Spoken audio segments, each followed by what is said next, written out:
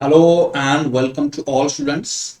I'm Prashant, your UPSC CSE faculty, and in this lecture we are going to discuss the environment current affairs for the month of March and April. Kindly note this particular thing. We are going to discuss the environment current affairs for the month of March and April 2023, जो कि आपके prelims 2023 के लिए काफी important है.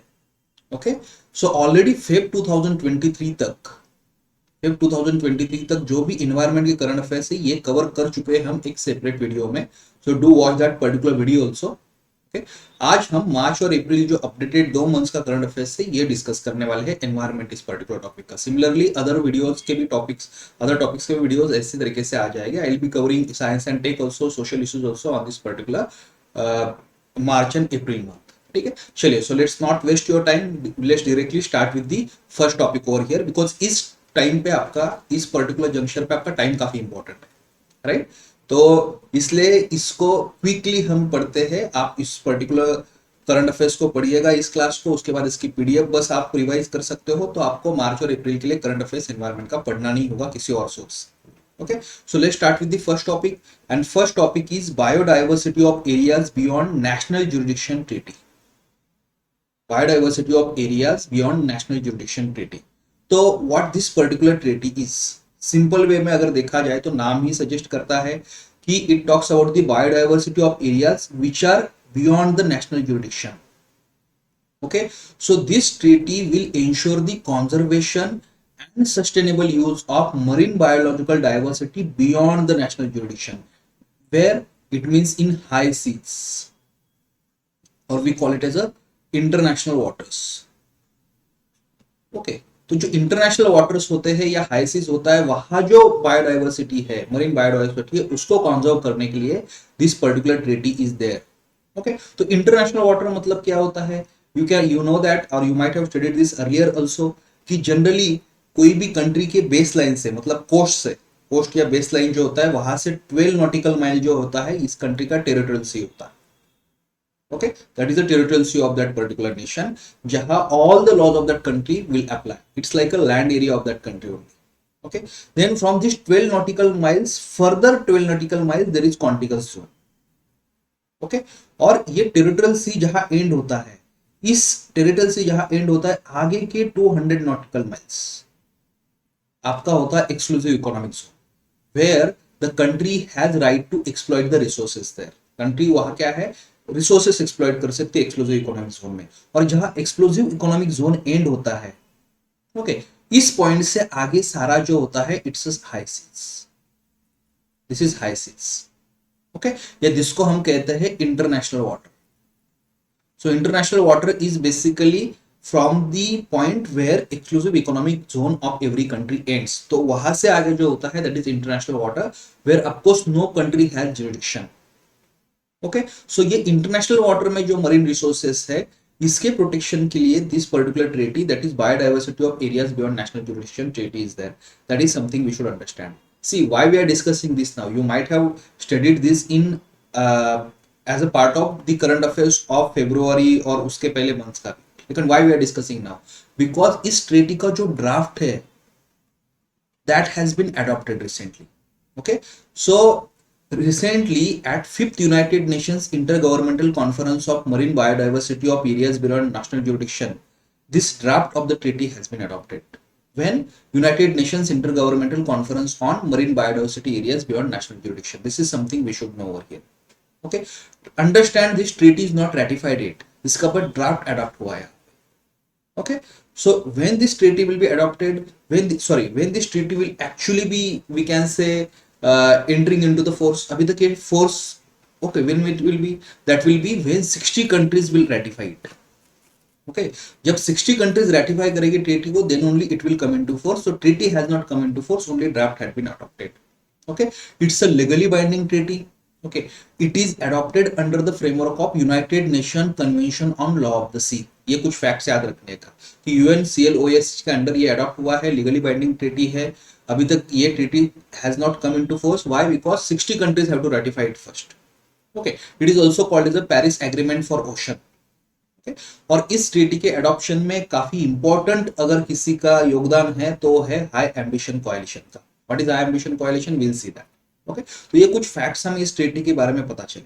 अब इस draft treaty के कुछ आपको मैं हाइलाइट्स बताता हूँ, कुछ सेलिएंट फीचर जो है इस ड्राफ्ट ट्रीटी के, will see that particular salient features. Okay, so सारे आपको ऐसा याद नहीं करना है या मगअप नहीं करना है, just go through this features once, शायद अगर यूपीएससी क्वेश्चन पूछ ले तो आपको पता होना चाहिए। ओके, तो फर्स्ट फीचर इसमें क्या है कि let's say if any country और any party to particular treaty implements any project in high seas, अगर कोई हाई सीज में कोई प्रोजेक्ट इंप्लीमेंट कर रहा है तो उसका पहले एनवायरमेंट इंपैक्ट असेसमेंट होना चाहिए। So it has a provision of environment impact assessments.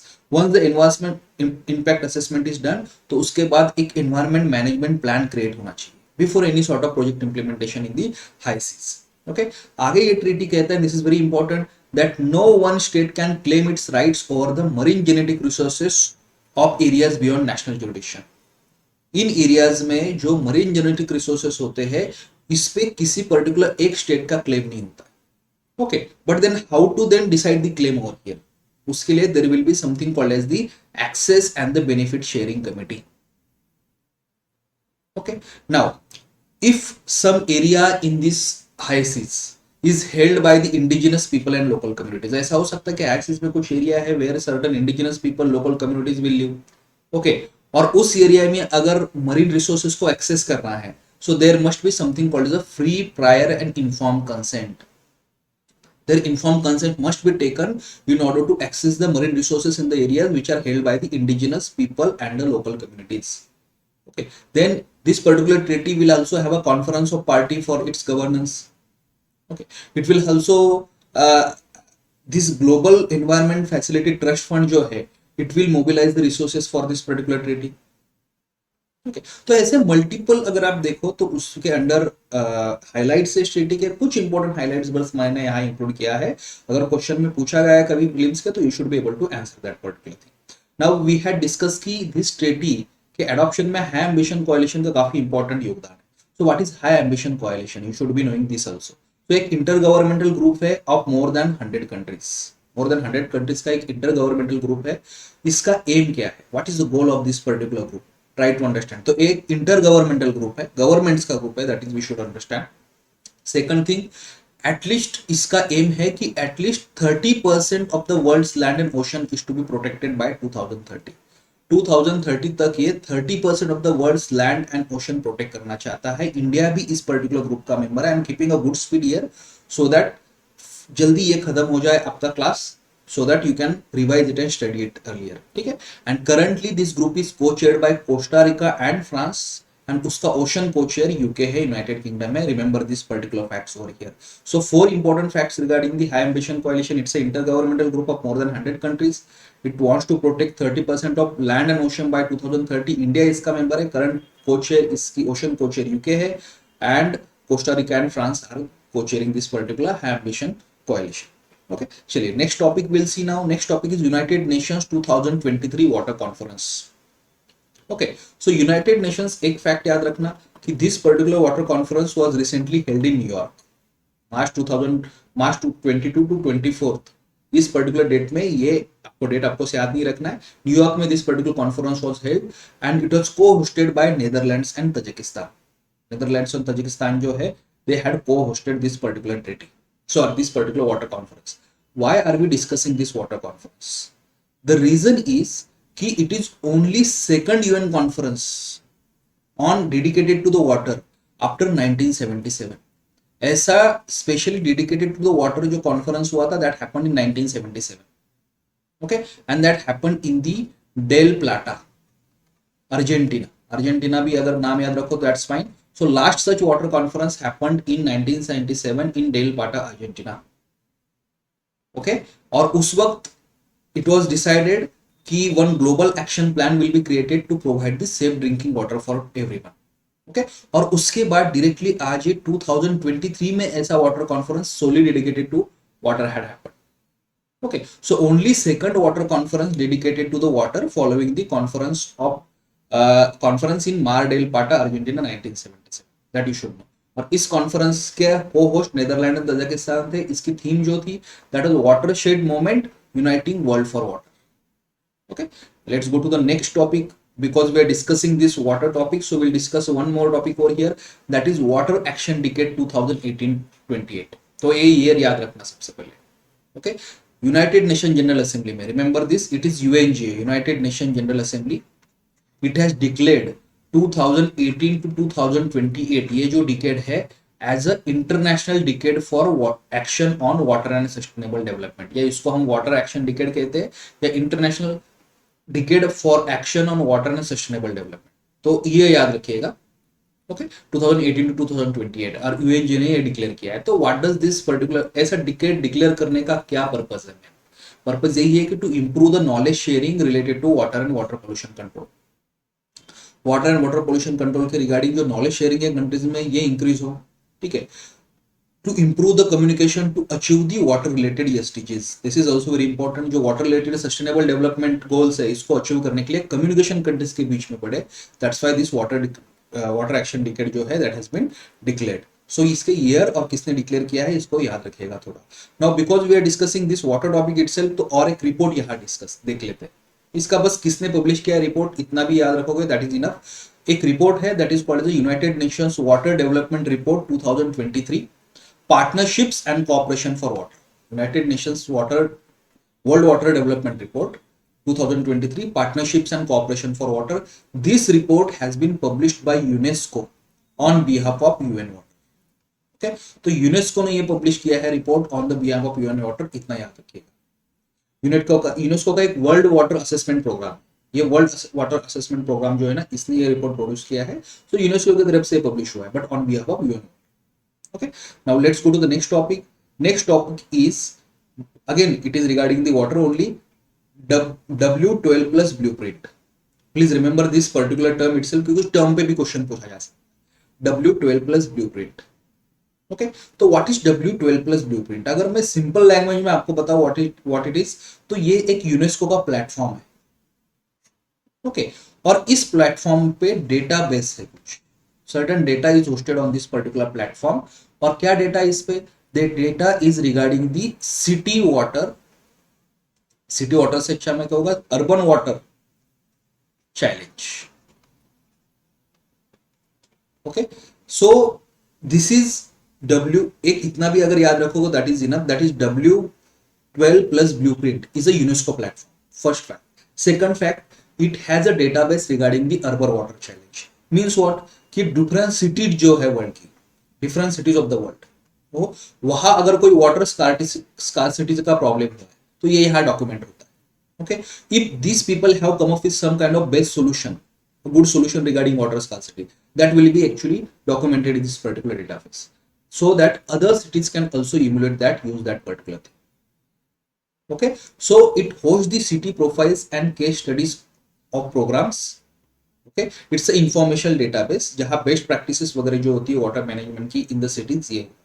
Okay, India की 4 cities are listed in this blueprint: Chennai, Bengaluru, Mumbai and Pune. Chennai, Bengaluru, Mumbai and Pune. Okay? तो कलकत्ता या दिल्ली नहीं है, इतना बस याद रखना है. यहाँ पे जनरली क्या है कि मेट्रो सिटीज का हमें एक आदत होती है कि चेन्नई मुंबई है तो कलकत्ता दिल्ली होना चाहिए. Not like that. Chennai, Mumbai two important, then Bengaluru and Pune. Okay, these are the cities over here W+12 blueprint. Okay, अब नेक्स्ट एक initiative let's see, that is global green house gas monitoring infrastructure. Global green house gas monitoring infrastructure who has launched this world meteorological organization. WMO है या world meteorological organization है, इसने global green house gas monitoring infrastructure launch किया है. Okay, that is first fact we should know. अब नाम से ही पता चलता है कि what does it try to do. It of course wants to monitor the green house gases.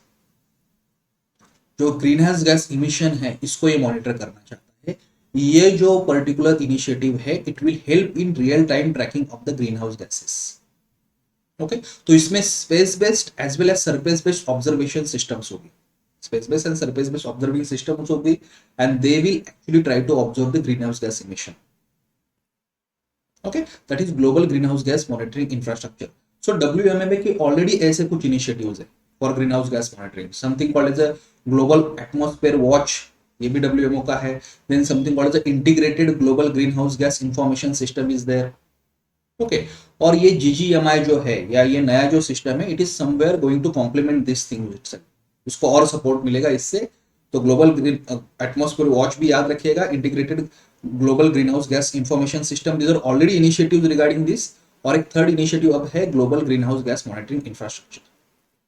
Okay, let's go to the next topic, that is landslide atlas of India. तो we are maintaining a good speed here so that आपका कम time में preparation यहाँ हो जाए। Landslide atlas of India, तो landslide atlas of India क्या है, ये यहाँ इंडिया के लैंडस्लाइड मैपिंग किया गया है। ठीक है, तो इस लैंडस्लाइड एटलास के कुछ इंपॉर्टेंट फैक्ट्स हमें पता होना चाहिए। ठीक है, so first of all landslide atlas of India, who has created this, who has published this, that is national remote sensing centre of ISRO. ISRO का ये, तो अभी ऐसा भी क्वेश्चन पूछा जा सकता है कि who has published this, so it is of course ISRO has published this, और या नेशनल रिमोट सेंसिंग सेंटर जो इसरो का, it has published और created this। ओके, तो इस लैंडस्लाइड एटलस ऑफ इंडिया में एक डेटाबेस है of landslides.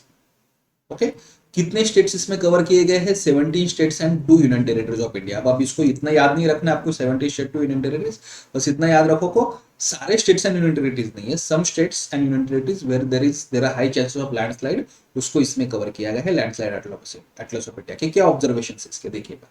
Okay, the first observation and important finding of Atlas is कि India is among top 4 countries with highest landslide risk।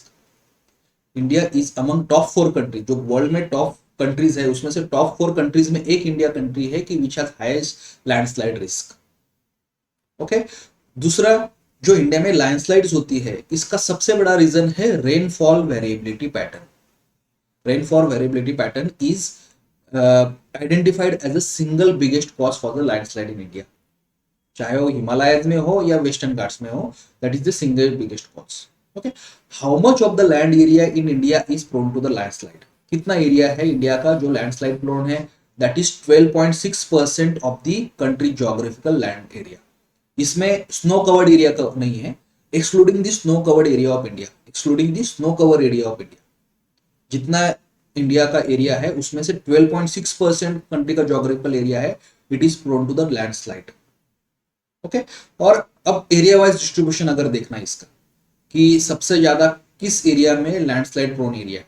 Okay, तो सबसे ज्यादा है नॉर्थ ईस्ट हिमालयस में।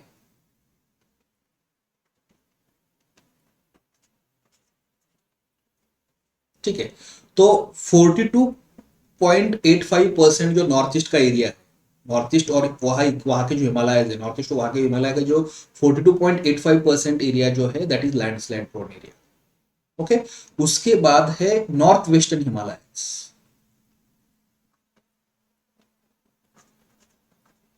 इसका 33% of the area is landslide prone area.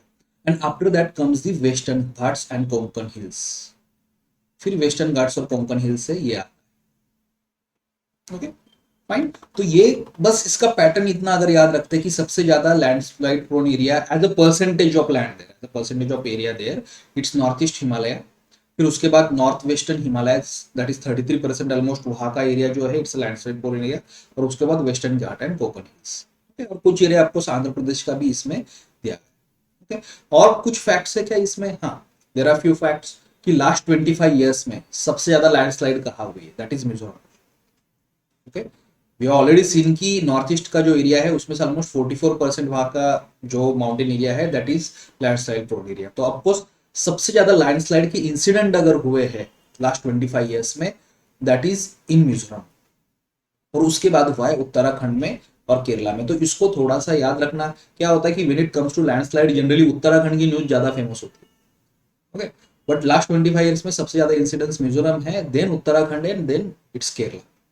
Okay, तो यहां मैं फिर से इसको चाहिए तो ऐसे लिख देता हूं, मिजोरम देन उत्तराखंड, यूके मतलब यूनाइटेड किंगडम नहीं, Uttarakhand and then Kerala. Okay, then अगर डिस्ट्रिक्ट्स की बात करें कि in which state most districts are there which are landslide prone, ऐसे कौन से स्टेट्स है जहां सबसे ज्यादा नंबर ऑफ डिस्ट्रिक्ट्स है जो लैंडस्लाइड प्रोन है या लैंडस्लाइड जहां एक्सपोजर होता है, वैसे अरुणाचल प्रदेश के, Arunachal Pradesh has most districts which are actually landslide prone. After that there is Kerala. Okay, और एक एरिया थोड़ा आपको याद रखना है, Rudraprayag and Tehri Garhwal district of Uttarakhand. Okay, this Rudraprayag और तेहरी गढ़वाल डिस्ट्रिक्ट ऑफ उत्तराखंड जो है ये पूरे इंडिया में सबसे हाईएस्ट लैंडस्लाइड डेंसिटी होती है यहाँ पे, ओके, एंड लैंडस्लाइड रिस्क यहाँ पे actually Rudraprayag and Tehri Garhwal district of Uttarakhand has highest landslide density and highest landslide risk exposure in the country, okay. तो ऐसे कुछ फैक्ट्स थे इसके, आपको you don't have to mug up this facts but just have idea of this. Exam के पहले इसको बस थोड़ा रिवाइज करके जाइएगा। यूपीएससी क्या है कि आजकल डिफरेंट एरियाज से क्वेश्चन पूछता है, so we'll have to explore those areas and we should know the information about that. Okay, fine. These are few important facts regarding the landslide atlas of India which is published by the ISRO. Okay, now let's see a concept. एक concept है that is called as a forest certification. Okay, इस concept को समझ लेना कि forest certification क्या है, because a question could be asked regarding directly कि what do you understand by the forest certification. So basically forest certification क्या होता है? See, forest certification एक कह सकते हैं एक audit system. It's a sort of audit system, okay, which tries to authenticate the origin, legality, and sustainability, okay, of the forest-based produce that you are using.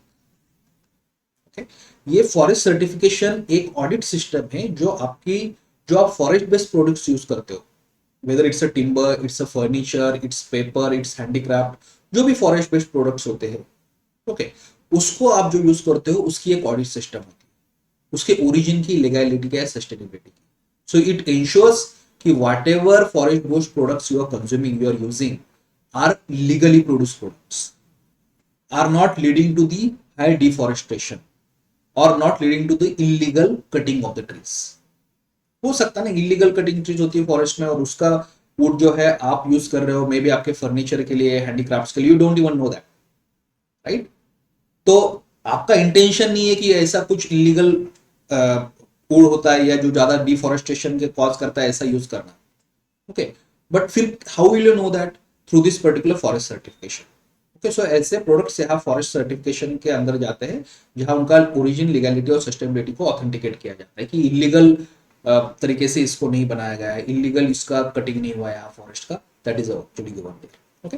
तो generally कोई as such government इसके regarding standards नहीं है, but दो important standards इसके regarding. One, international level पे अगर देखा जाए तो forest stewardship council has created one such standard for forest certification, and second is programme for endorsement of forest certification, ये सेकंड इसमें स्टैंडर्ड, ओके। इंडिया की अगर बात की जाए तो there is only one state and that is UP, okay, which has this forest certification thing. Only one state is there कि जहाँ forests are certified, that is UP. और उसके भी सर्टिफिकेशन जो है या इसके भी स्टैंडर्ड जो क्रिएट किए गए ये नॉन प्रॉफिट ऑर्गेनाइजेशन ने क्रिएट किया है, network for certification and conservation of forest. This non profit organisation has created the standards regarding that.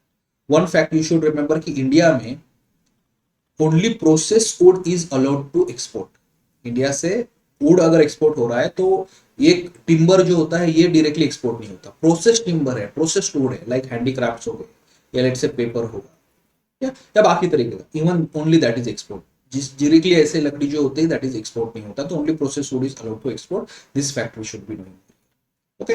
अब एक नेक्स्ट इंटरेस्टिंग कॉन्सेप्ट है दैट इज लिक्विड थ्री, या इसको लिक्विड ट्री भी कहा जाता है। लिक्विड ट्री भी हम कह सकते हैं या टेक्निकली इसको it is called as liquid three. Okay. This is an important concept regarding the, we can say, CO2 absorption. Okay. So liquid 3 या liquid tree क्या है? See, it is an artificial replacement of the trees. इतना एक simple language में क्या है? What do trees do? Trees करती है photosynthesis, and through photosynthesis they absorb the carbon dioxide and emit the oxygen. They absorb the carbon dioxide and emit the oxygen. Right. तो इससे क्या होता है कि ऑक्सीजन की मात्रा बढ़ती है, कार्बन डाइऑक्साइड जो ऑब्जॉर्व किया जाता है through photosynthesis of trees. But in urban areas where trees are not there या फिर compact spaces are there and enough space for trees is not there, ऐसा हो सकता है कि अर्बन एरियाज में ट्रीज काफी कम है या फिर काफी कॉम्पैक्ट स्पेसेस होती है अर्बन एरियाज में, इतना एरिया नहीं होता है, यहाँ ट्रीज आप ग्रो नहीं कर सकते, तो वहां ट्रीज का काम कौन करेगा? दैट इज ये लिक्विड थ्री, यहाँ आपको दिख रहा है पिक्चर में, okay. So this is a kind of device liquid three where it will work like a tree over here. तो उसमें होता क्या है? इसमें बेसिकली होता है वाटर प्लस कुछ अलगी होती है इसमें, माइक्रो, ठीक है,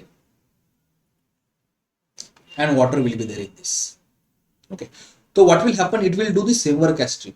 It will bind the carbon dioxide and it will produce the oxygen. Okay तो ऐसा कहा जाता है कि एक लिक्विड ट्री रिवाइज जो होगा, it will do a work of one big tree. एक बड़ा ट्री जैसा होता है, पेड़ होता है, उसी का उतना ही काम एक्चुअली एक लिक्विड ट्री या लिक्विड ट्री यहाँ पे करता है.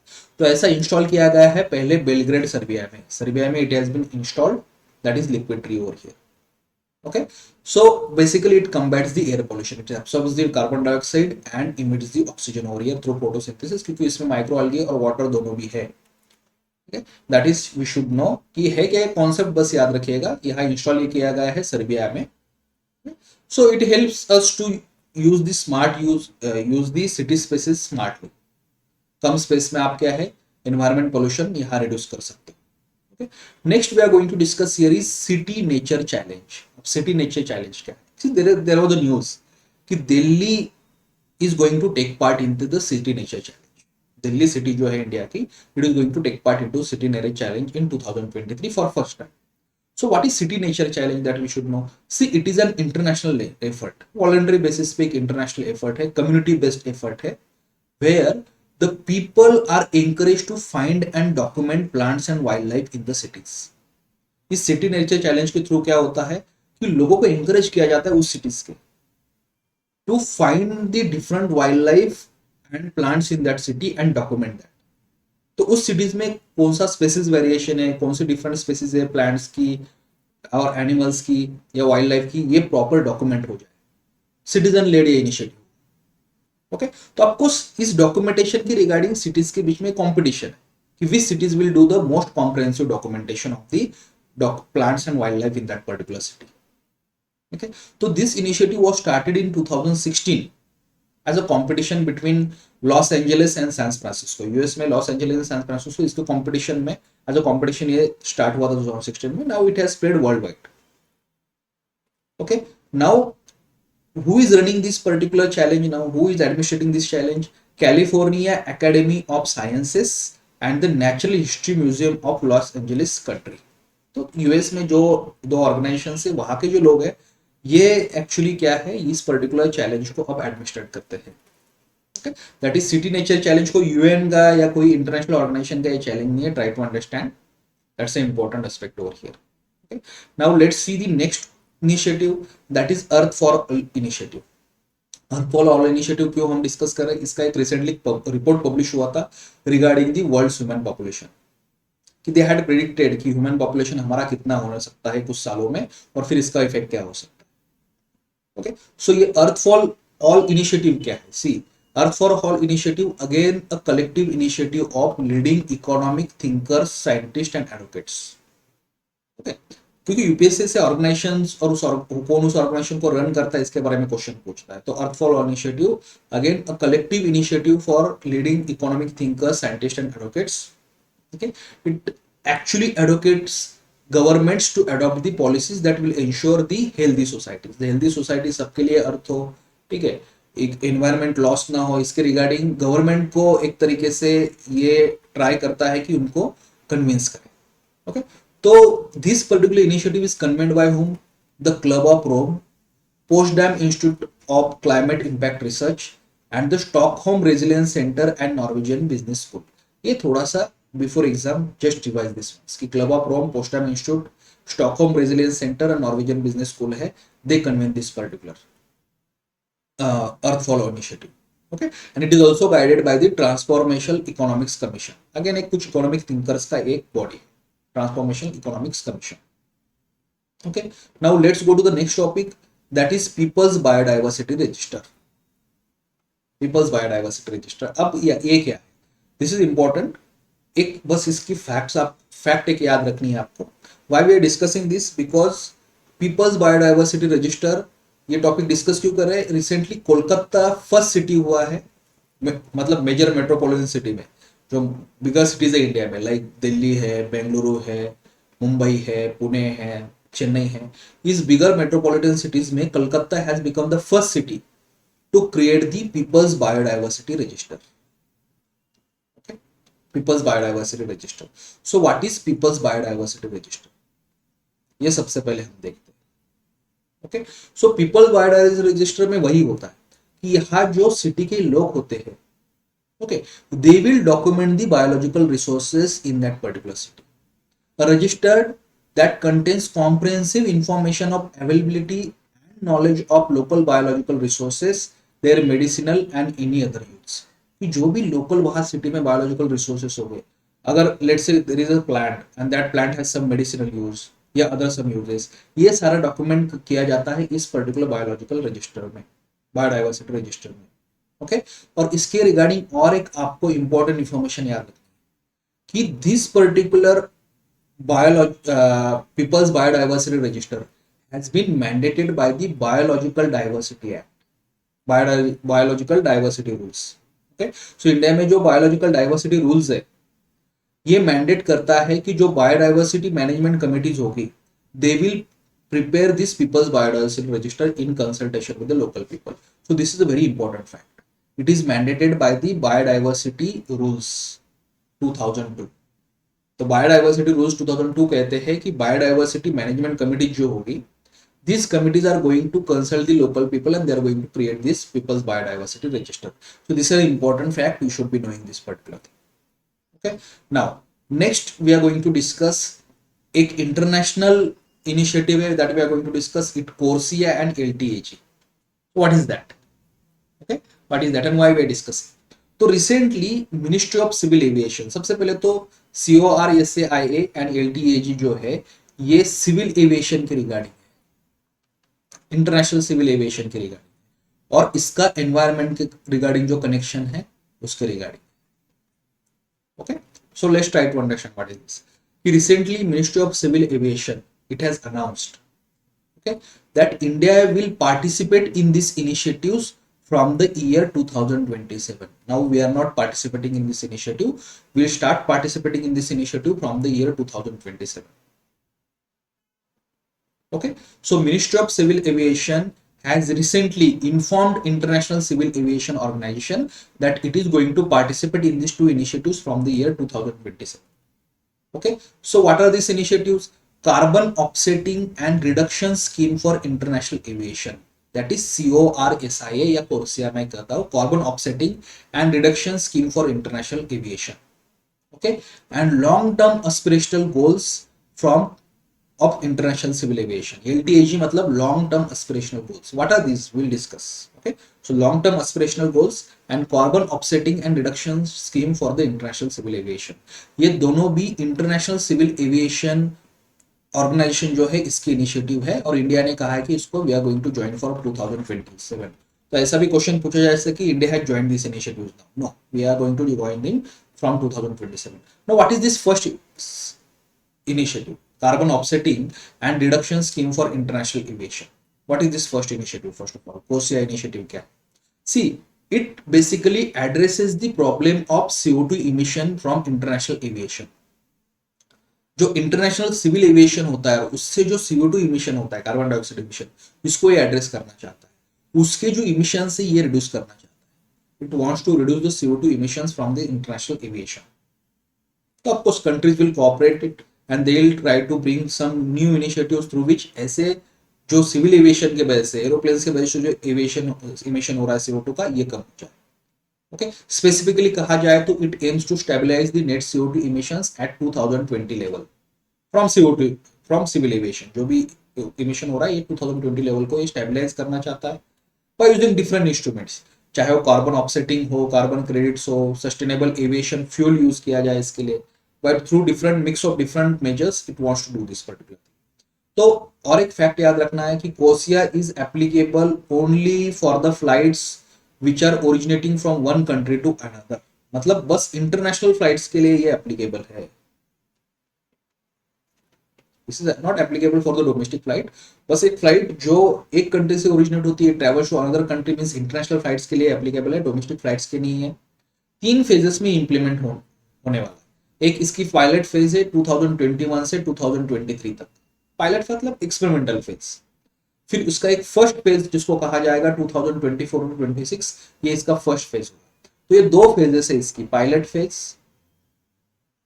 3 फेज है, उसमें से 2 फेज, पायलट फेज और उसके बाद ये फर्स्ट फेज है. ये वॉलंटरी है, मतलब जो इंटरनेशनल सिविल एविएशन ऑर्गेनाइजेशन के मेंबर्स है उनको अगर ज्वाइन करना है तो कर सकते हैं, नहीं तो नहीं करना, it's a voluntary. Okay, so pilot phase and first phase is voluntary for the members, लेकिन इसकी जो सेकंड फेज होगी जो 2027 से स्टार्ट होने वाला है एंड 2035 को एंड होगा, ये मैंडेटरी है for all members. This is really important. Okay, and that's why India will be joining it from 2027 because second phase से ही मैंडेटरी।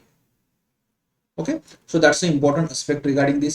और सेकंड इसमें है दिस लॉन्ग टर्म एविएशन जो गोल्स है। Okay, long term aspirational goals, long term aspiration goals, ये second इसमें aspect है। तो what is this long term aspiration goal? ये again international civil aviation organisation का एक गोल है, long term goal. What is its long term goal? That is to have net zero carbon emission by 2050। Okay, 2050 तक जो civil aviation से carbon emission हो रहा है ये नेट जीरो कार्बन इमिशन, ये इसका लॉन्ग टर्म गोल है।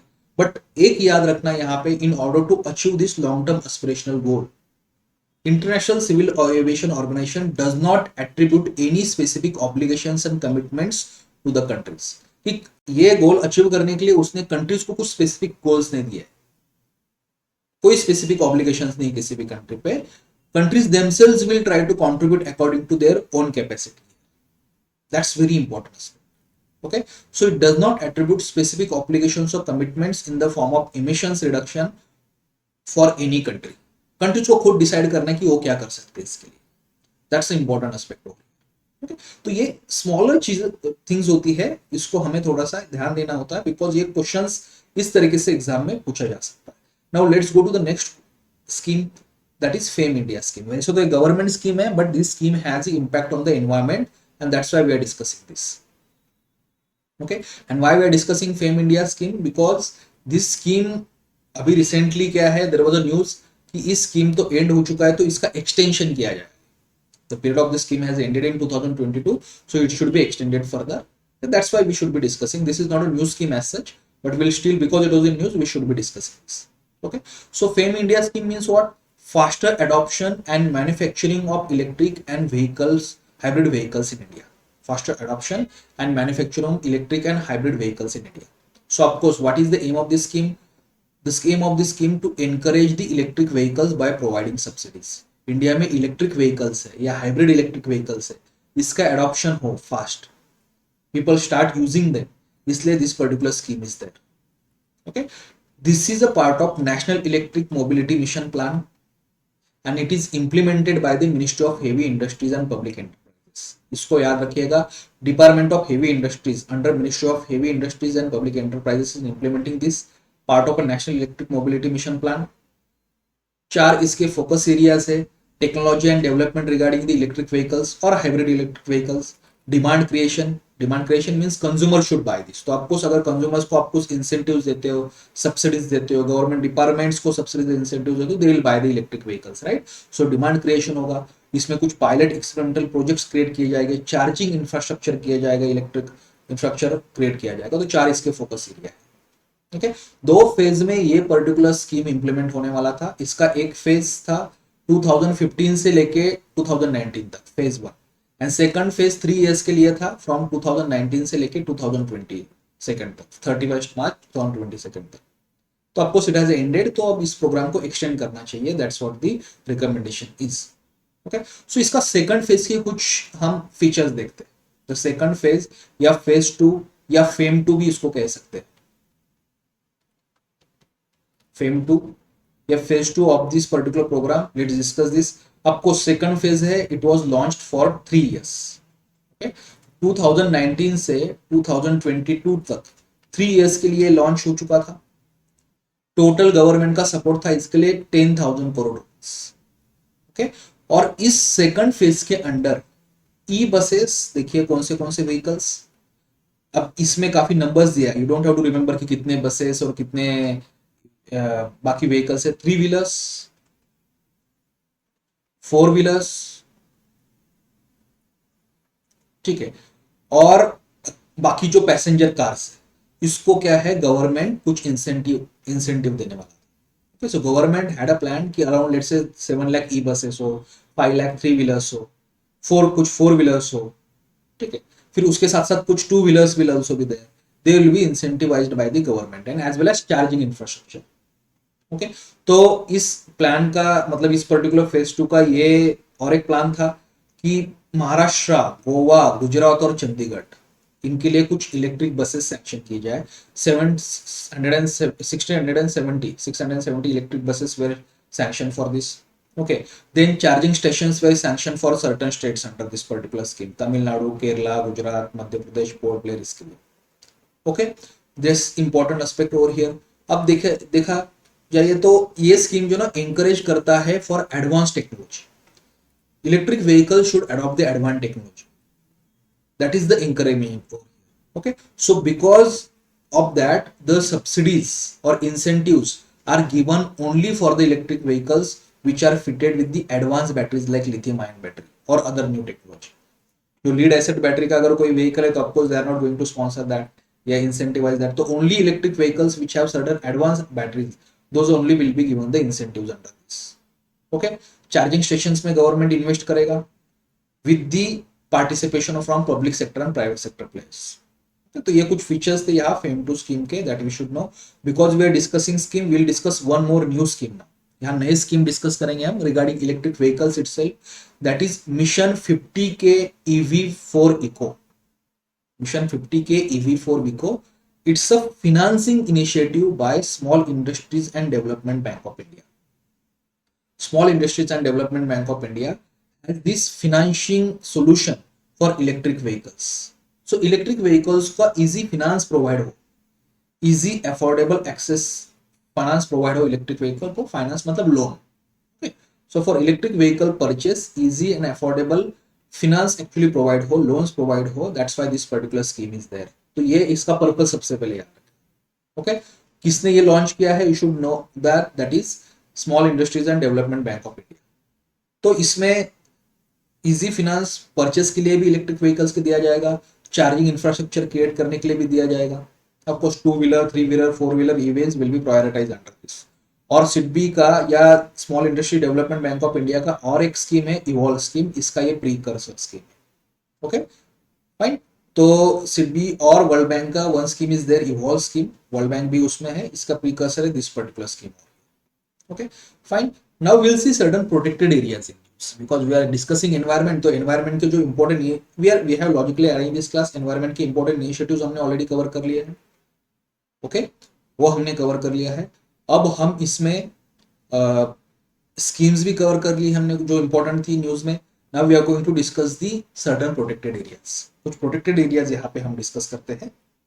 ओके, उसमें first protected area that we are going to discuss is butterfly eco park. Okay, तो रिसेंटली, बस नाम याद रखिएगा, recently there is a place named Chottakhola in Tripura.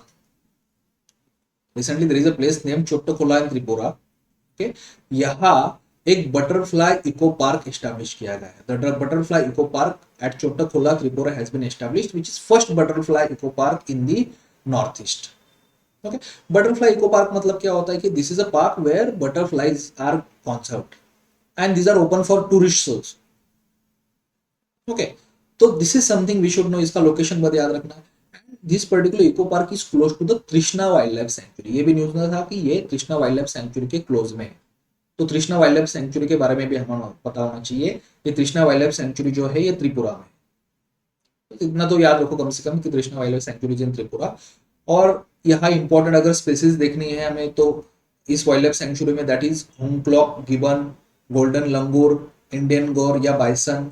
ठीक है, तो ऐसे कुछ यहाँ इंपॉर्टेंट स्पेसीज आते हैं। Next we are going to discuss that is Gandhamardan hill. Okay, Gandhamardan hill. तो गंधमर्दान हिल कहाँ पे है, सबसे पहले लोकेशन याद रखना, that is in Odisha. And why we are discussing this, because recently Odisha government ने गंधमर्दान हिल को और इस हिल रेंज को बायोडाइवर्सिटी हेरिटेज साइट डिक्लेयर किया है। What is biodiversity heritage site, will discuss. Okay, now अगर आपको डिटेल में लास्ट ऑलमोस्ट 1.5 ईयर की सारी प्रोटेक्टेड एरियाज इन न्यूज देखने हैं तो उसके लिए भी हमारे सेपरेट वीडियोस हैं where we have covered all the protected area, different sort of protected area, चाहे वो वाइल्ड लाइफ सेंचुरी हो, नेशनल पार्क है, उसका static as well as current aspect हमने कवर किया है। उसमें मैंने बायोडाइवर्सिटी हेरिटेज साइट भी कवर कर लिया। ओके, तो वो भी वीडियो आप सेपरेट देख सकते हो प्रोटेक्टेड एरियाज इन न्यूज के रिगार्डिंग। अगर आपको स्पेसिस डिटेल में पढ़ना है सारा, ऑलमोस्ट February 2023 तक, लास्ट 1 ईयर का, उससे पहले वाला स्टूडेंट का, तो स्पेसिस इन न्यूज भी एक वीडियो, उसमें मैंने डिटेल में सारा कवर किया है। Okay fine. और जो तो आप वो भी पर्टिकुलर क्लासेस देख सकते हैं if you want the detail of almost last one year in that particular topic over there. ठीक है, चलिए, तो अब यहाँ गंधमर्दान हिल जो है that has been declared by biodiversity heritage site by the Odisha. तो बायोडाइवर्सिटी हेरिटेज साइट क्या हम अभी भी डिस्कस करने वाले, but I have discuss this in that particular topic class also. Okay, now see Gandhamardan hill के बारे में थोड़ा सा इंफॉर्मेशन देखते हैं, then will see what is biodiversity heritage site. See Gandhamardan hill जो है इट्स इन ओडिशा, यहाँ मेडिसिनल प्लांट्स के लिए फेमस है। ओके, यहाँ कुछ हिस्टोरिकल मॉन्यूमेंट्स भी है, मतलब कुछ पिलग्रिमेज साइट्स भी है यहाँ पे, कुछ historical religious pilgrimage sites are also there in this hill, that is Narsinghnath temple है यहाँ पे और Harishankar temple. Okay fine, it is believed, now this is not 100% like confirmed, but it is believed, scholars का ऐसा बिलीफ है कि जो नागार्जुन जो है, मोनेस्ट्री ऑफ नागार्जुना, नागार्जुना की जो मोनेस्ट्री है, ये नागार्जुन कोंडा में नहीं है बल्कि इस पर्टिकुलर हिल्स पे थी। Okay, so this particular hill was the site of Nagarjuna monastery और monastery of Nagarjuna, and it was not in the Nagarjun. ठीक है फाइन। तो हाउन सैंग जो है, फाइन, हाउन सैंग का हाउन सैंग ने रिफर किया एक्चुअली इस मोनेस्ट्री को। ओके, तो Hiuen Tsang referred a monastery of Nagarjuna. तो कुछ लोगों का कहना है कि ये मोनेस्ट्री ऑफ नागार्जुना जो हाउन सैंग ने रिफर किया है, it is in Nagarjunakonda. There are certain people who say कि it was in Gandhamardan. Okay, so that is something we should understand over here. ये एक थोड़ा सा हिस्टोरिकल इसका एस्पेक्ट जो है वी हैव कनेक्टेड। अब बायोडाइवर्सिटी हेरिटेज साइट क्या होती है? Okay, see biodiversity heritage sites are unique ecosystem having rich biodiversity. इसका एक हेरिटेज एस्पेक्ट होता है और यहाँ रिच बायोडाइवर्सिटी होती है। ठीक है, तो कुछ उसमें कंपोनेंट्स होते हैं, मतलब 5 कंपोनेंट्स इसके अंडर लिस्ट किए गए। Okay, any one of this components और ऑल ऑफ दिस कंपोनेंट्स अगर जिस साइट में होंगे उसको बायोडाइवर्सिटी हेरिटेज साइट डिक्लेयर किया जाता है। एनी वन और मोर, ऐसा नहीं कि सारे के सारे कंपोनेंट्स होंगे, बट एनी वन और more than one components will be there and उसको डिक्लेयर किया जा सकता है biodiversity heritage site. First component जैसे for example that particular area might have high endemism. Okay, it can have richness of wild as well as domesticated species. Okay, it might have certain threatened species या keystone species इसमें हो सकती है, rare species हो सकती है। Okay, wild ancestors हो सकते हैं और domesticated species के। So ऐसे multiple इसके criteria है, you can go through this particular criteria। तो ऐसे कुछ criteria दिए गए हैं, अगर इसमें से एक या multiple अगर components है उस साइट में तो बायोडाइवर्सिटी हेरिटेज साइट उसको डिक्लेयर किया जा सकता है, but under which act, and that's very important, under the biological diversity act 2002, it's declared and declared by the state government. So अगर कोई एरिया को बायोडाइवर्सिटी हेरिटेज साइट का टैग मिलता है, ठीक है, बायोडाइवर्सिटी हेरिटेज साइट अगर उसको डिक्लेयर किया गया तो क्या फिर वहां कुछ प्रोटेक्शन दिया जाता है कि उसको? जनरली नहीं, रिस्ट्रिक्शंस वहां नहीं होती। For example if some area is declare as a national park तो वहां फिर रिस्ट्रिक्शंस होते हैं, राइट? यहाँ कुछ ऐसे restriction generally are not put, people can still access that particular area. हाँ, वॉलंटरी लेवल पे अगर वहां के लोकल लोग कुछ रिस्ट्रिक्शंस क्रिएट करना चाहते हैं तो हो सकता है। ओके, बायोडाइवर्सिटी हेरिटेज साइट के रिगार्डिंग कुछ रूल्स स्टेट गवर्नमेंट बना सकता है in consultation with the central government. India का फर्स्ट बायोडाइवर्सिटी हेरिटेज साइट कौन सा है? That is Nallur tamarind grove in Bengaluru. Okay, this was declared as the first biodiversity heritage site in India in 2007. Now let's go to the next protected area, that is Barda Wildlife Sanctuary. Again, Barda Wildlife Sanctuary कहाँ है? गुजरात में। And why we are discussing this? Because now this could be the second home for Asiatic lions. हमें पता है कि गिर national park जो है, गिर नेशनल पार्क जो है, this is the only place in world currently, Gujarat या गिर नेशनल पार्क और उसके अराउंड का जो एरिया है, वहां की जो सेंचुरीज है, that is the only place in the world जहां एशियाटिक लायंस है। ओके, तो ये गिर नेशनल पार्क से ये तो एक होम हो गया। अब नया जगह जहां ये एशियाटिक लायंस को लाया जा सकता है, that is actually Barda wild life sanctuary. Okay, so it has been recommended कि Barda Wildlife Sanctuary in Gujarat itself, which is 100 kilometers from the Jori National Park, could be the second home for the Asiatic lions. Okay, तो Barda wild life sanctuary के बारे में कुछ चीजें याद रखें। और इसको रिकमेंड किसने किया है कि it could be a second home? By the lion at the rate 2047 vision for America prepared by the wild life institute of India. Okay, तो ये एक डॉक्यूमेंट है, एक विजन क्रिएट किया गया है by wild life institute of India and they have actually recommended this. Okay, तो Barda wild life sanctuary is in Gujarat. Okay, यहाँ दो रिवर्स है, एक है Bileshwari river and Joghri river. This is also famous for the Maldhari community. Maldhari community जो है यहाँ रहती है बर्डा वाइल्ड लाइफ सेंचुरी में। ओके, चलिए नेक्स्ट देखते हैं protected area, that is Eravikulam national park. Okay, so Eravikulam national park जो है, okay, let's see this Eravikulam national park now. Eravikulam national park is located in the Eravikulam and Idukki district of Kerala. Kerala में located है, ये याद रखिएगा। ओके, एरविकुलम नेशनल पार्क यहाँ एक साउथ इंडिया का हाईएस्ट पीक है, that is Anamudi. South India highest peak Anamudi is in this particular Eravikulam national park. It is famous for the Nilgiri tahr. Okay, तो ये इडुक्की और एरविकुलम डिस्ट्रिक्ट के केरला के यहाँ पे पार्क है। Okay, this is also famous for the Neelakurinji flower. Neelakurinji flower, you know that this flowers also I have covered in our species in news part. तो Neelakurinji flower के लिए भी इंपॉर्टेंट है, यह फेमस है, which blooms every 12 years. That's why this flower is famous. Okay, so that is something we should know regarding the Erviculam National Park. Next we'll see Netravali Wildlife Sanctuary. Netravali Wildlife Sanctuary कहाँ पे है? यहाँ you can see Goa में। Okay, so largest sanctuary in Goa, south eastern Goa में Netravali wild life sanctuary है, largest sanctuary है गोवा की। See, ये सारे sanctuaries and national park we are discussing because there been news in last 2 months। News अगर important है तो आई डिस्कस न्यूज, अगर न्यूज इंपॉर्टेंट है तो will directly discuss the sanctuary या national park part over here. So Netravali wild life sanctuary, largest sanctuary in Goa. Okay, और ये western Ghat का एक इंपॉर्टेंट कॉरिडोर है। It is called the Netravali wild life sanctuary, why? Because we have a Netravali river there. Goa में जो जुआरी river है इसकी ट्राइब्यूटरी है ये नेत्रावली रिवर। ओके, तो Netravali river originates from this particular sanctuary. Netravali river originates from this particular sanctuary, which is a tributary of the river Zuari. Here two waterfalls are also there important, that is Savari and Mainapi. लेकिन ये river के बारे में याद रखना, that is more important। और place यहाँ पे कहाँ है? wildlife sanctuary, that's in Goa. Okay, then next wildlife sanctuary we are discussing is the Dibang wildlife sanctuary. Of course, Dibang wildlife sanctuary, why we are discussing? यहाँ दो topic है हमें discuss करना है, एक दिबांग वाइल्ड लाइफ सेंचुरी के बारे में डिस्कस करना है और दूसरा है इदू मिश्मी टाइप के बारे में या इदू मिश्मी लोगों के बारे में, पीपल के बारे में। Okay, so see, Dibang wild life sanctuary is in Arunachal Pradesh. First of all, why we discussing this? Because soon it will be notified as a tiger reserve. इसको एज अ टाइगर रिजर्व बनाया जाएगा, दिबांग वाइल्ड लाइफ सेंचुरी को tiger reserve notify किया। But इससे एक problem हुआ है कि because it will be declared as a tiger reserve, the people there, that is called the Idu Mishmi people, they are worried. Why?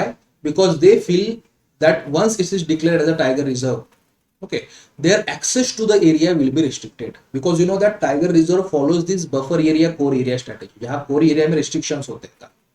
तो maybe Idu Mishmi people who are living there traditionally since many years, उनका वहाँ सारे lives उस पर dependent है, उनका access to the area forest will be restricted।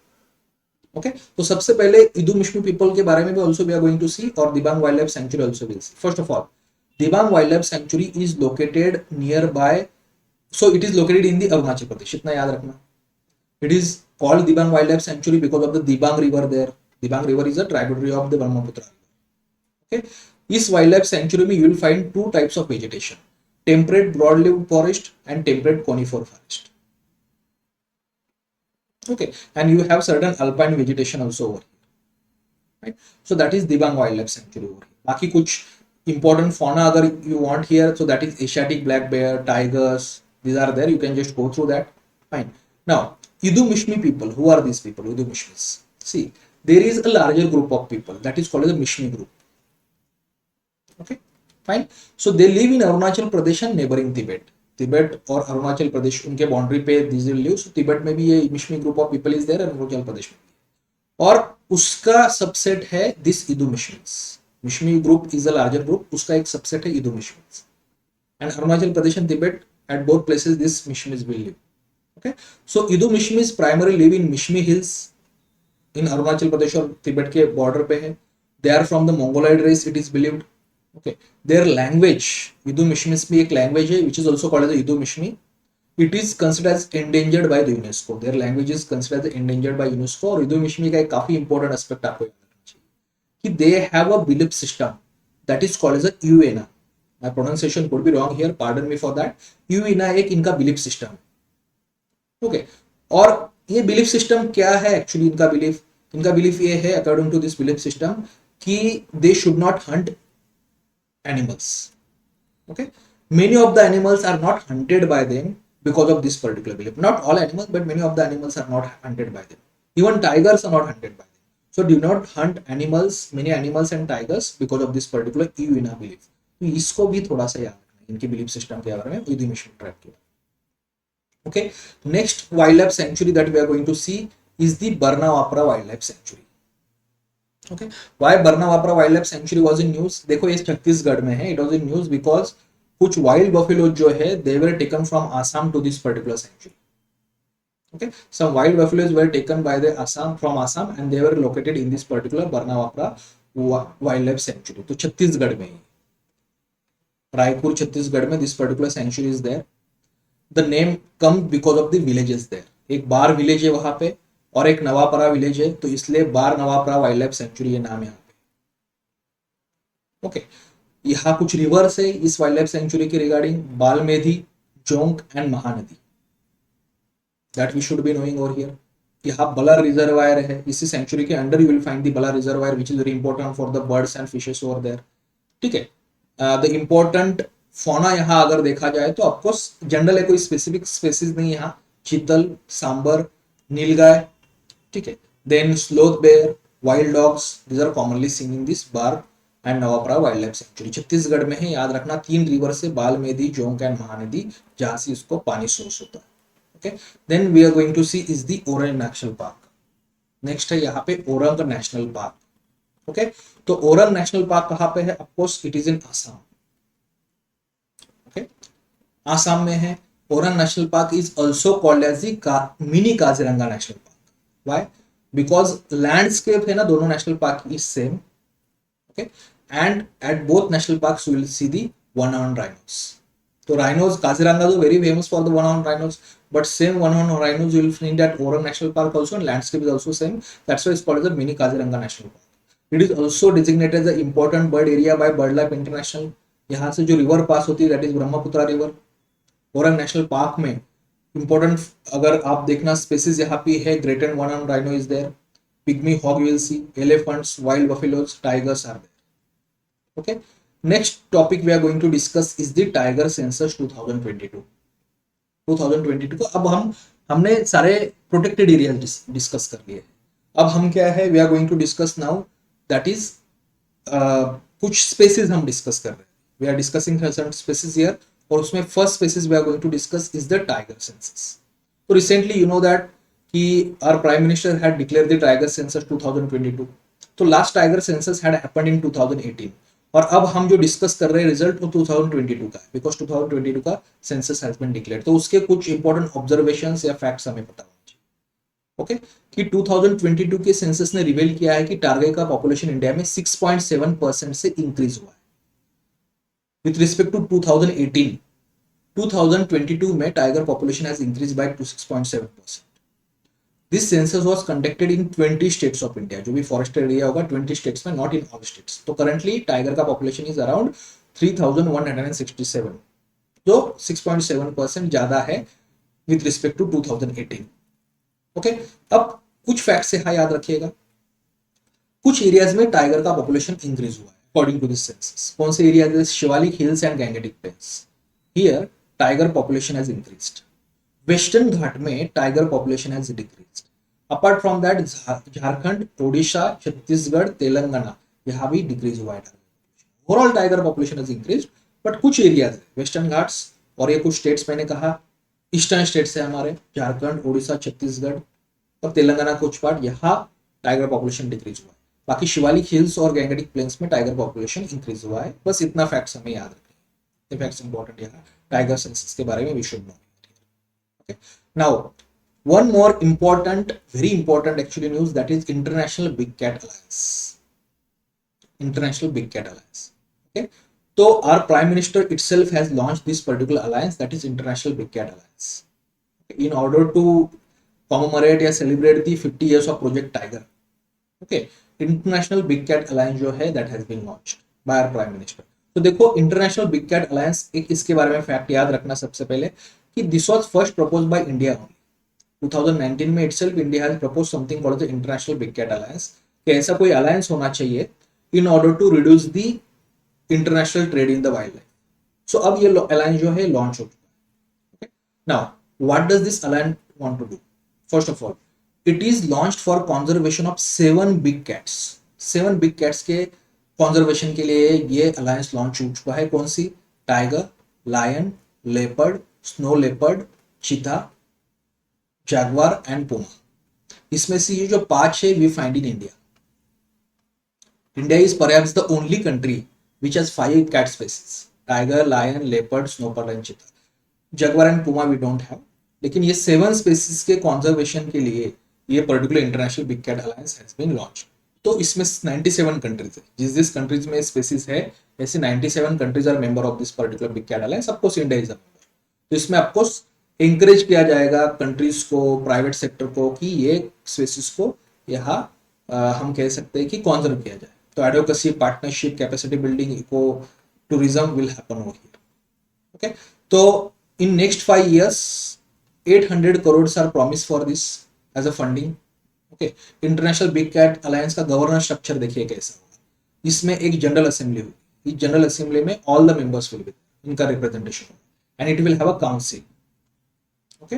This council will have 7 to 15 member countries. तो general assembly it will have like all members, but council जो किसके तरीके से इंप्लीमेंटेशन बॉडी होगी, it will have 7 to 15 member countries, and it will have a secretariat also. Right. तो ये हुआ international big cat alliance. टाइगर के बारे में, रॉयल बंगाल टाइगर, इसके बारे में और हमें अगर देखना है तो जो हमने स्पेसीज इन न्यूज वीडियो किया है उसमें आप देख लीजिएगा. ठीक है. उसको फिर से यहाँ रिपीट नहीं करते. You can watch that particular. कौन सी कंट्रीज है? 97 countries. You can remember all of them, but कुछ कंट्रीज के अगर आपको नाम चाहिए तो you can have this. For example हमारे नेबरिंग कंट्रीज है India, Nepal, Bhutan, Bangladesh, China. They are there. India, Nepal, Bhutan, Bangladesh, China, neighbouring countries are there. Few countries from middle east, Africa, even America. So almost Southeast Asia, almost all over the world where these species are there, these countries are there. So you can't remember all the 97 names, बस कुछ मैंने यहाँ representative names आपको दिए. Okay. Now let's see a species that is Indian wild buffalo. Indian wild buffalo जो है ये species हम आप देखते हैं. ठीक है. Indian wild buffalo is a state animal of Chhattisgarh. It was in news, that's why we are discussing. ये छत्तीसगढ़ का state animal है. Okay. Mainly Indian wild buffalo का हैबिटेट कहाँ होता है? Alluvial grasslands, marches, swamps and river valleys. जहाँ river valleys है, थोड़ा सा वेट एरिया है, मार्शेस है, ग्रासलैंड्स है, स्वैम्प्स है, you will find this Indian wild buffalo. It's a state animal of Chhattisgarh. Eastern India और नॉर्थ ईस्ट इंडिया में इसका पॉपुलेशन काफी है. जनरली नॉर्थ ईस्ट इंडिया जो है, ओके, जैसे काजीरंगा नेशनल पार्क है, Manas and Dibrusaikhowa national park है आसाम में. ठीक है. या फिर ये लौखोवा वाइल्ड लाइफ सेंचुरी है. Okay. D'Ering memorial wild life sanctuary Arunachal Pradesh के. नॉर्थ ईस्ट इंडिया में, ईस्टर्न इंडिया में will have a good population of this. Endangered IUCN इसका स्टेटस है और वाइल्ड लाइफ प्रोटेक्शन एक्ट के शेड्यूल 1 में इसको लिस्ट किया गया है. Okay. Next species which is from Sri Lanka now, that is talk macaque. बंदर की स्पीसीज है. मकाक मतलब बंदर की स्पीसीज है. You can C in the picture talk macaque species. Okay. तो why we are discussing this? Because recently there was a news कि Sri Lanka is going to export 1 lakh of these stock macaques to the China. Sri Lanka का financial issues Sri Lanka has to, it is like selling everything. ठीक है. कुछ भी वो cell कर रहा है. So श्रीलंका has confirmed कि China's request for the 1 lakh stock macaques because Sri Lanka is under a severe debt of China. Okay. तो toque macaque is a endemic species to Sri Lanka. में श्रीलंका में पाया जाता है. ब्राउन कलर्ड मंकी है. You can see local level पे श्रीलंका के इसको रिलेवा या रिलावा कहा जाता है. Generally they lives in trees, forest और ट्रीज में दे लिव. इसका अगर हम आईयूसीएन स्टेटस देखें तो it's endangered species under IUCN red list. CITES के अपेंडिक्स 2 में आता है. Okay. Next we are going to discuss is a frog species. That is Amolops siju. थोड़ा मेरा प्रोनाउंसिएशन यहाँ पे गलत हो सकता है, Amolops siju. Okay, so recent report है कि इंडिया का न्यूएस्ट नेम फ्रॉग है, ये नया न्यूएस्ट नेम फ्रॉग है ये इंडिया का, दैट इज अमोलॉप्स सिजू। तो आपको ये भी क्वेश्चन हो सकता है कि अमोलॉप्स सिजू क्या है। It's a frog, it's a newest name frog of India, why it is called so, will discuss that. Okay, तो सबसे पहले इसके बारे में ऑब्जर्वेशन जो न्यूज में था कि जो न्यूएस्ट नेम फ्रॉग है इंडिया का Amolops siju is a dark cave dweller in Meghalaya. ये तो है मेघालय से, लेकिन डार्क केव्स में रहता है, केव्स में जो डार्कनेस होता है वहां एक्चुअली ये फ्रॉग रहता है। ओके, सो इसका सिजू नाम केव है, Amolops siju, the name comes from the Siju cave system of Meghalaya. तो क्वेश्चन ये भी हो सकता है कि सिजू केव सिस्टम का है, it's in Meghalaya. Amolops Siju का it's basically a dark cave dweller frog actually है, यहाँ पे हमें होना चाहिए, because frogs generally live in the area which है having high humidity and temperature. जहाँ कांस्टेंट ह्यूमिडिटी टेम्परेचर होता है केव इकोसिस्टम में, you will find frogs actually living.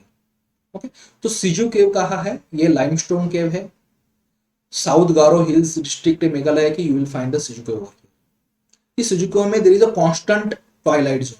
Constant twilight zone मतलब क्या है कि काफी लिमिटेड लाइट वहां होता है, ऐसा इसमें एरिया है where this frogs will actually live.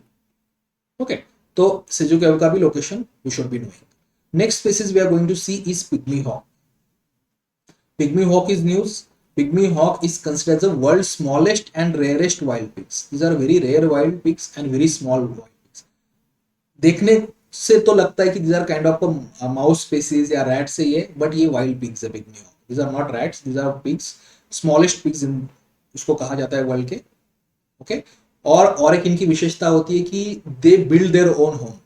उनका नेस्ट या होम उनको कह सकते हैं, with roof they actually build their own. Very few mammals है जिसमें से एक पिग्मी हॉग है। Generally they live in the only in tall dense alluvial grassland. Tall dense alluvial grassland से यहाँ रहते हैं। It is also an indicator species, because if you see their population in a particular place कि इनका population अच्छा है, it means वहाँ की ग्रासलैंड की इकोसिस्टम अच्छी है, primary habitat is good. Okay, तो ये इंडिकेटर स्पीसीज है, only in tall dense alluvial grasslands they live, they build their own home और nest, that is one important aspect. और वर्ल्ड्स स्मॉलेस्ट और रेयरेस्ट वाइल्ड पिग्स है ये।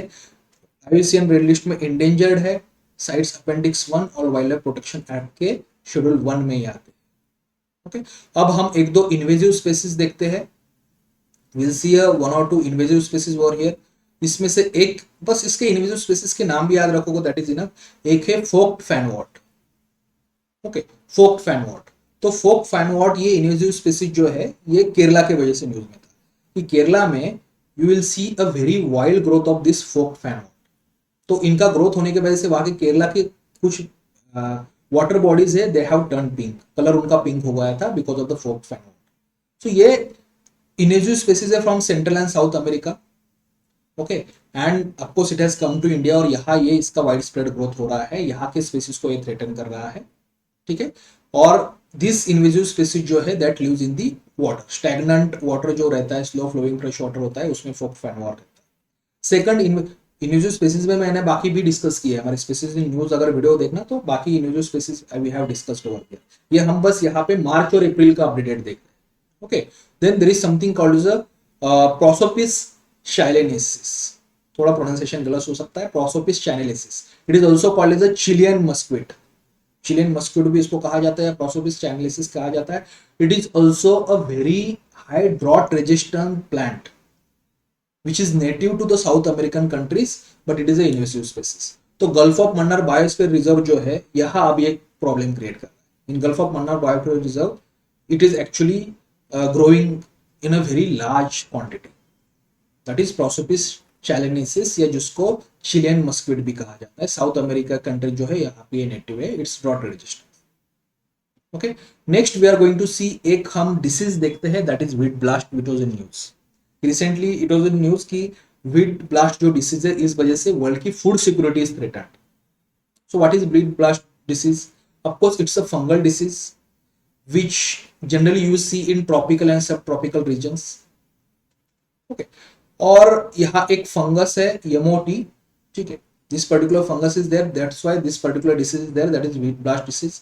First time this disease was found in the Brazil, identified in the Brazil. Okay, तो कुछ facts है. It's a fungal disease. It was first time identified in the Brazil and from there you will see it is in multiple areas. तो होता क्या है कि यहाँ ये फंगस इन्फेक्ट करता है ग्रासेस को. खास करके दो क्रॉप होती है, राइस और व्हीट. राइस और व्हीट को ये इन्फेक्ट करता है. उसके बाद आपको क्रॉप यहाँ डिस्ट्रॉय हो जाता है. ओके. और इन्फेक्शन कैसे होता है? Infection can happen through seeds, can happen through crop residues. जो स्पोर्स होते हैं दैट एयर कैरीज, ये स्पोर्स के थ्रू, सीड्स के थ्रू, क्रॉप रेसिड्यूज के थ्रू ये इन्फेक्शन जो है एक क्रॉप के दूसरे क्रॉप को हो सकता है. और राइस और व्हीट इसमें काफी इफेक्ट होते हैं. ओके. और यू कैन सी इसका ज्यादा कहा होता है ये बोलीविया, पराग्वे, अर्जेंटीना, जहां व्हीट प्रोड्यूसिंग ज्यादा ये कंट्रीज है साउथ अमेरिका की. एशिया में भी ये पाया गया है. बांग्लादेश में 2016 में भी found this particular pathogen. So it is not limited to South America. Now other parts of the world also have this particular wheat blast. Fungal disease याद रखना, first time found in the Brazil. Right, और wheat को ये affect करता है. Okay. एक दो report देखते हैं अब and then we can end our class over here. Last में बस रिपोर्ट देखते हैं. एक है CO2 emission in 2022 report. This is by international energy Agency. बस किसने रिपोर्ट पब्लिश किया इतना भी याद रखोगे तो अच्छा है, या इनफ है. CO2 emission in 2022 report, it is by international energy agency. Okay. So IEA के मल्टीपल रिपोर्ट्स आते हैं. मतलब IEA has a one program that is called as a global energy transition stock take.